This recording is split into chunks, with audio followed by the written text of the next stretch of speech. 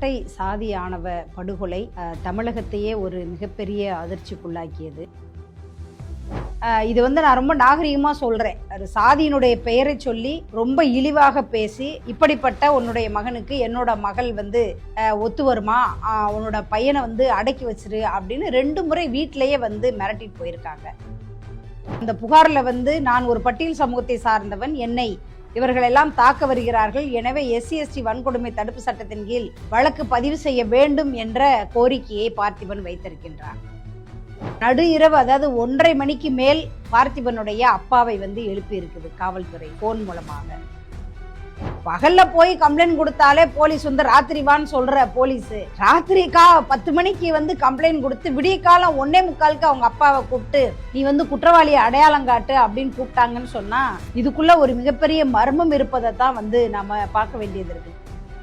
இருவரும் தூக்குல தொங்குன மாதிரியான ஒரு காட்சி. அநேகமாக அதை பார்க்கும்போது ஏதோ சினிமால பார்க்கிற ஏற்பாடு செய்து வைக்கப்பட்ட ஒரு சினிமா காட்சி போல அந்த காட்சி இருந்தது.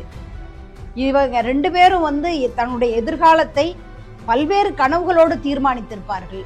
ஆனால் அவர்கள் இருவரும் இப்படி உயிரற்ற நிலையிலே இருக்கின்ற ஒரு நிலைமையை பார்த்து தமிழகமே கொந்தளித்தது. இன்னைக்கு சாதியின் பேரை சொல்லிக்கிட்டு நம்ம வீட்டு பெண்களை எல்லாம் ஏமாத்தி காதலிச்சு இப்படி 17 வயசுல நம்ம வீட்டு பிள்ளைங்க எல்லாம் உயிர் துறக்குது அப்படின்னு வீடியோ போடுறாங்க. இப்போ உண்மையிலேயே இவர்களுக்கெல்லாம் அவர்களுடைய சமூகத்து பெண்களின் மீது அக்கறையா என்று கேட்டால் இல்லை. கல்லூரியில படிக்கிறவங்களுக்கு காதல் வராதா? என்ன ஒரு அறிவியலுக்கு புறம்பான ஒரு பொய்யான கருத்து பிரச்சாரத்தை காதலை வரவேற்றான் பாரதி. ஆதலினால் காதல் செய்வீர் என்று. ஆனா இன்னைக்கு பாத்தீங்கன்னா இப்படியெல்லாம் காதலிக்கிறவங்க படுகொலை செய்யப்படுற சமூகமாக இந்த தமிழ் சமூகம் மாறி போச்சு அப்படின்னு உண்மையிலேயே பாரதி இருந்தா நேரம் ரொம்ப நொந்து போயிருப்பார். பெண்கள் தந்த சாதியினுடைய பெருமையை பாதுகாக்கணும், பெண்கள் இந்த குடும்பத்தினுடைய கௌரவத்தை பாதுகாக்கணும் என்ற இந்த சனாதன சிந்தனை தான் குற்றவாளிகள் 4 பேர் நேற்றைய தினம் கைது செய்யப்பட்டிருக்கின்றார்கள். வழக்கை துரிதமாக காவல்துறை நடத்த வேண்டும். இப்போ ஒரு 60 நாட்களில் 9 சாதி ஆணவ படுகொலைகள் நடந்திருக்கின்றது என்று சொன்னால் தமிழகம் எங்கே செல்கின்றது? அவங்க அம்மா எப்படி தெரியுமா அழுதாங்க? நான் பார்த்திபனுடைய மரணத்துக்காக மட்டும் நான் அழல, திவ்யதர்சியினுடைய மரணத்துக்காகவும் என்னுடைய கண் கலங்குகிறது, என்னுடைய கண்ணீர் வருது. என்னுடைய மகனுக்காக திவ்யதர்சினி தன்னுடைய உயிரை இழந்திருக்கின்றார். அங்கெல்லாம் சாதி உடைபட்டு போகும். அங்க மனிதநேயம் முன்னாடி நிக்குது.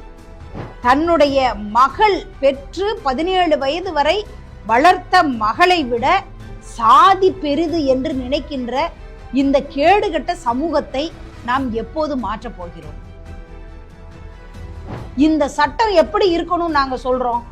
இது போன்று சாதி ஆணவ படுகொலை என்பது பெற்றோர்களால் மட்டும் நடப்பது கிடையாது. பல்வேறு சாதி அமைப்புகள் அதுக்குள்ள வர்றாங்க. இந்த மாதிரி கைது செய்யப்பட்டவங்களை, குற்றவாளிகளை சிறைக்கு போகும்போது அவர்களை பாதுகாக்கிறவர்கள் இருக்கிறாங்க. சாதிய பஞ்சாயத்துகள் இருக்குது.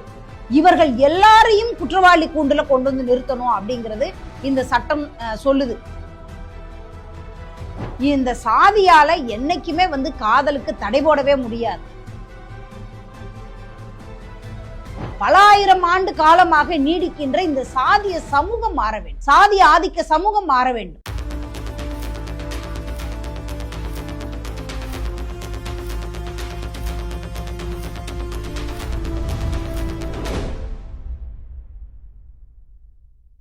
இரட்டை சாதி ஆணவ படுகொலை